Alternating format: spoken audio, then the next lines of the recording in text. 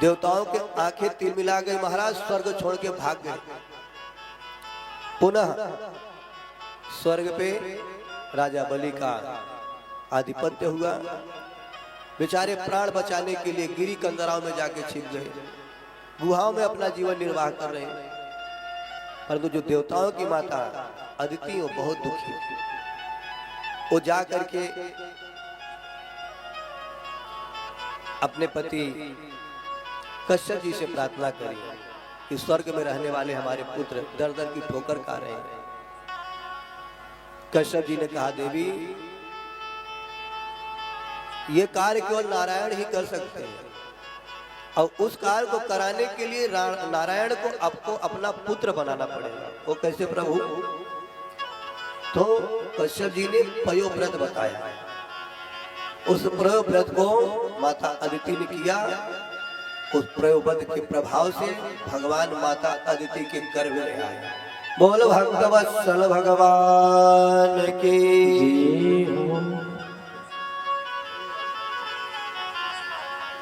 देवताओं को प्रसन्नता भई कि चलो कुछ तो मार्ग समझ में आ रहा है आगे के लिए। और जैसे महाराज भादव शुक्ल द्वादशी मध्याह्न 12 बजे भगवान नारायण 52 रूप में प्रकट हुए। बोल बावन भगवान की जय हो। देवता जो गिरी कुंदराओं में छिपे पड़े थे महाराज, जैसे उन्हें पता चला कि भगवान स्वयं हमारे कार्य को साधने के लिए बटुक रूप में आए हैं, फिर क्या था हमारा, सब दौड़े दौड़े आए, भगवान बावन का स्तुति किया, प्रार्थना किया, वंदना किया। माता अदिति के द्वारा, देवगुरु बृहस्पति जी के द्वारा भगवान बावन का संस्कार हुआ। ब्रह्मा जी ने अपना जो निज कमंडल है उन्हें प्रदान किया। छत्र ने आकाश में छत्र प्रदान किया। भूदेवी ने चरण पादिका दी। सरस्वती जी ने रुद्राज की माला धारण कराई। जो सप्त ऋषि हैं, ऋषियों ने देवकुश दिया, आसन दिया। अन्नपूर्णा देवी ने भिक्षा के पात्र में भिक्षा दिया। और देवताओं को गुरु बृहस्पति जी ने योग पवित्र संस्कार करके संस्कार को संपन्न किया। जब देवगुरु बृहस्पति जी ने संस्कार किया तो बावन भगवान ने कहा, प्रभु आप हमारे गुरु हो, देवताओं के गुरु हो, हमारे भी गुरु हो, आपको भिक्षा में हम क्या दें? तो अन्नपूर्णा ने जो भिक्षा के पात्र में भिक्षा दे रखा था तो वही देने लगे बावन भगवान। तो बृहस्पति जी ने कहा कि बावन जी आपका अवतार ये भिक्षा देने के लिए नहीं है, यदि आपको भिक्षा देने ही है तो एक काम करो, मुझे त्रिभुवन का राज मुझे प्रदान करो। बोले गुरुदेव हमारे पास त्रिभुवन का राज कहा जो आपको प्रदान करूं?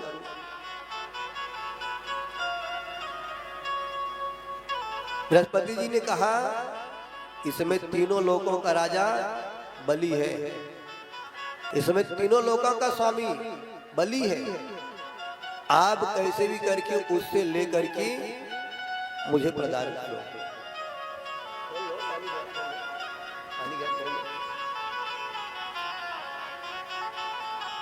महाराज 52 अंगुल के भगवान, मात्र कितनी? 52 अंगुल भूदेवी द्वारा दिया हुआ चरण पादुका पहन करके चटपट करते हुए, आकाश के द्वारा दिया हुआ छत्र को छाया का आश्रय लेते हुए, सरस्वती जी के द्वारा दिए हुए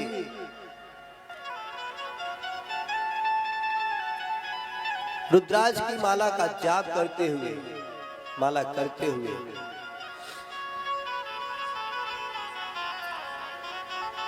बावन भगवान राजा बलि जहां पे यज्ञ करवा रहे हैं उधर को चल पड़े। महाराज राजा बलि अपने यज्ञ मंडप के मध्य में बैठ करके पूजन कर रहे थे तो द्वार पे क्या देखा कि मानो साक्षात सूर्य भगवान आकर के खड़े हो गए।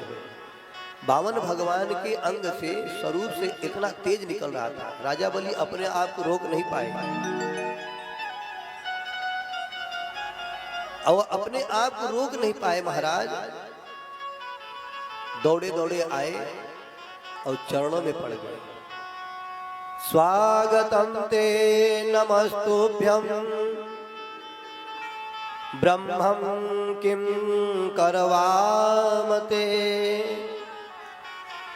ब्रह्मर्षीणां तपः साक्षात् मन्यसे त्वार्वपुत्रम। महाराज आपको देखने के बाद ऐसा लगता है ब्रह्मर्षि नाम तपः साक्षात, ब्रह्म ऋषियों की तपस्या मानो आज मूर्तिमान होके मेरे दरवाजे खड़ी है। यदि महाराज आप हमारे दरवाजे आई हो तो आने का कोई न कोई तो कारण होगा महाराज,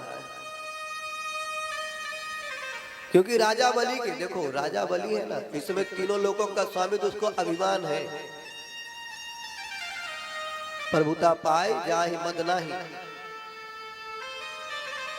राजा बलि कह रहा है, पहले तो देखो स्वागत में क्या कहा कि ब्रह्म ऋषि की जो तपस्या है वो मानो आज हमारे यहाँ मूर्तिमान है। अभी कह रहा है शायद आप हमारे यहाँ कुछ मांगने आए हो, क्योंकि राजा बलि के यहाँ जो कोई आता कुछ मांगने ही आता है। ब्रह्मं किम करवामिति, जो मांगना है महाराज भी संकोच मांगो, मांगने में संकोच मत करना, क्योंकि राजा बलि कोई ऐसा वैसा नहीं, तीनों लोगों का स्वामी है। ठीक है महाराज, राजा बलि कह रहा है हाथी चाहिए, घोड़ा चाहिए, रथ चाहिए, भूमि चाहिए, धन दौलत चाहिए। महाराज धन चाहिए तो धनाकोष में खड़ा कर दे, जितना चाहिए उतना उठा लो। अब सोचो 52 अंगुल का इंसान कितना सामान उठा लेगा महाराज। यहाँ तक कि राजा बलि ने कहा महाराज देखने के तो बड़े प्यारे लग रहे हो 52 अंगुल के, यदि तुम्हारी ब्याह न भय होए तो तुम्हारा ब्याह भी करा दूंगा, और भी ब्राह्मण कुल की कन्या से, वो भी जो तुम्हारे जैसे मौनी हो। बता इतना बढ़िया ऑफर कौन ठुकराएगा महाराज।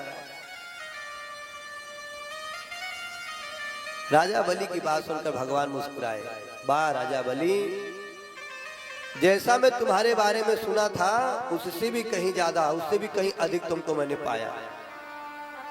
राजा बलि ने कहा महाराज ये तो आप सबकी प्रभुता है, मांगो क्या मांगना चाहते हो। राजन हम संतोषी ब्राह्मण हैं, हमको ज्यादा नहीं चाहिए, यदि आपको देनी है तो पदानी त्रीणी दैत्येंद्र, केवल 3 पग भूमि दे दो महाराज, केवल 3 पग भूमि दे दो, परंतु शर्त एक है, संवितानी पदा मम।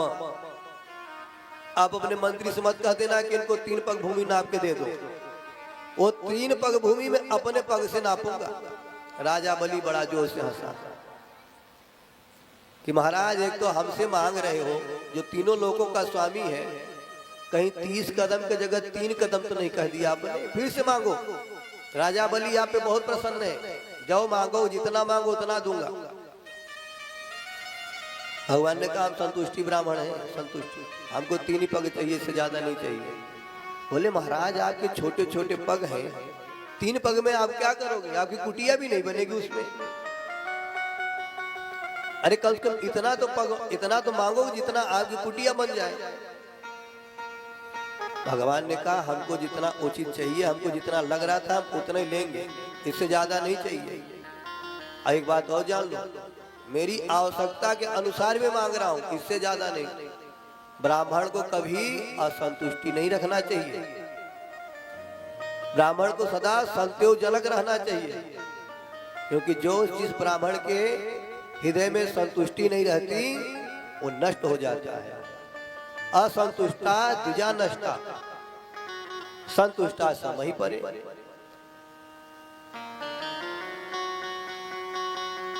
राजा बलि ये जो संतुष्टि है ना, ये सबको नहीं आती। जिस धन की, जिन संपदा की तू बात कर रहा है, मेरे पास वो धन है, उस धन के आगे तेरी सारी संपत्ति फीकी है, मिट्टी है मेरे लिए। बोले ऐसा कौन सा धन है महाराज? बोले उस संतोष का। जब आवे संतोष धन, सब धन धूरी समान। धूर यानी मिट्टी। अब इधर शुक्राचार्य जी ने देखा कि राजा बलि काफी समय से गए हैं और दरवाजे पे खड़े के बात हो रही दोनों की, न इधर अंदर आ रहा न बाहर जा रहा। सैनिकों से पता किया तो बोले महाराज कोई ब्राह्मण देवता आए हैं, बौने हैं 52 अंगुल की, वो 3 पग भूमि मांग रहे हैं केवल। राजा बलि कह रहे हैं और ले लो। बोले नहीं हम 3 ही चाहिए। अब शुक्राचार्य जी की खोपड़ी घूमी, कुछ न कुछ तो गड़बड़ होने वाली है। राजा बलि से भी कोई मांगे, वो भी बौना 3 पग, कुछ न कुछ तो बात है। तुरंत ध्यान लगाया तो क्या देखा कि 52 रूप में बनवारी खड़े हैं। बोल भक्त वत्सल भगवान की। राजा बलि हाथ में जल लेकर के संकल्प करने जा रहे थे, दौड़े दौड़े आए। राजा बलि 1 मिनट रुक जाओ। अरे क्या हुआ गुरुदेव, क्या करने जा रहे हो? बोले 3 पग भूमि चाहिए, वही देने जा रहे हैं। बोले नहीं जानते हो कौन है? कौन है महाराज? 52 देवता है, ब्राह्मण देवता है। बोले अरे न 52 न 53, इस बेरोचने साक्षात भगवान विष्णु अव्ययः।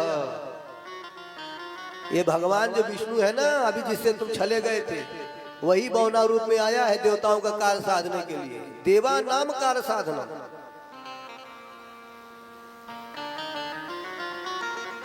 अब राजा बलि हाथ बढ़ा चुके थे, हाथ में जल का संकल्प का जल ले चुके थे। अब क्या करें? शुक्राचार्य फिर समझाते, देखो बलि मान जाओ मेरी बात। वो 3 पग कह रहा है, 2 ही पग में सब कुछ नाप देगा। 1 पग में पाताल तक चला जाएगा, दूसरे में आकाश तक जाएगा। और 3 पग की बात है, तीसरा पग कहां से दोगे तुम? इसलिए कहा तो हमने कुछ दिए ही नहीं। राजा बलि ने कहा महाराज हाथ में जल लेकर के संकल्प करना ही संकल्प नहीं हो रहा। हमने मन से कह दिया, दे दिया तो दे दिया। हमारे कुल में, हमारे खानदान में, हमारे परंपरा में आज तक ऐसा कोई नहीं आया जो अपने वचन से मुकर गया हो। तब तो शुक्राचार्य जी की आंखें लाल हो गई। राजा बलि तुम अपने को बहुत पंडित मानने लग गए हो। तुम्हारे बहुत प्रार्थना करने पे तुमको मैं कहां से कहां तक पहुंचाया हूं। मेरी बात नहीं मान रहे, मैं तुझे श्राप देता हूं, तो श्रीहीन हो जाएगा, तेरी यश कीर्ति सब चली जाएगी। और इधर महाराज शुक्राचार्य जी ऐसा कह के यज्ञ को अधूरे में छोड़ करके वहां से अंतर ध्यान हो गए। अच्छा अंतर ध्यान हुए तो वहां से चले नहीं गए। भगवान का जो कमंडल था ना, जिसमें जल था, उस जल के टोटी में जाके बैठ गए कि जब हाथ में जल ही नहीं गिरेगा तो संकल्प कहां से होगा। शुक्राचार्य जाके टोटी में बैठ गए। राजा बलि बार बार जल गिरा रहे हैं, बार बार जल गिरा रहे हैं, जल ही नहीं आ रहा हाथ में। क्या हुआ महाराज? अरे महाराज पता नहीं क्या अटक गया, इसमें से पानी नहीं आ रहा, जल नहीं आ रहा हाथ में। भगवान ने कहा दिखाओ हमको। हाथ में लिया और जो कुछ लिया था भगवान ने उसी से खींच के मारा था। 1 आंख गोविंदाय नमो नमः हो गई। शुक्राचार्य जी की 1 आंख जैसे फूटी, वहां से भाग खड़े भरे। मानो भगवान कहना चाहते हैं कि दैत्य गुरु हो तुम, गुरु। अब गुरु ऐसा होना चाहिए, चाहे दैत्य हो, चाहे असुर हो, चाहे सुर हो, सबको एक दृष्टि से देखना चाहिए। इसलिए भगवान ने 1 ही आंख फोड़ी। चाहते 2 कुछ मारते तो दोनों आंख फूट जाती, पर 1 ही फोड़ी भगवान ने।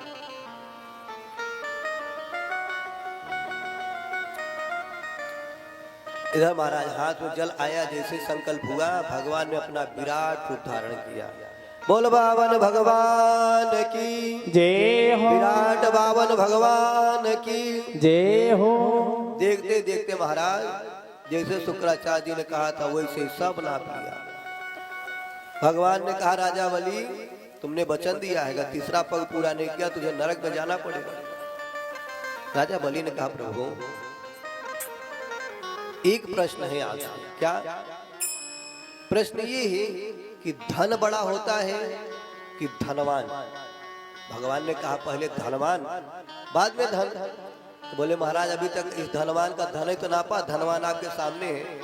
और घुटनों के बल महाराज राजा बलि भगवान के सामने बैठ गए और भगवान का तीसरा पग अपने शीश पे रखवा लिया। बोल राजा बलि की जय हो, भक्तवत्सल भगवान की जय हो। जैसे ही शीश पे भगवान ने पग रखा तो महाराज राजा बलि सीधा सुतल लोक जा पहुंचे और भगवान ने वहां का उनको राजा बना दिया। बोल भक्तवत्सल भगवान की जय हो। अब 9वें स्कंध में महाराज श्री वेद व्यास जी महाराज उल्लेख करते हैं 24 अध्यायों का, जिसमें से 12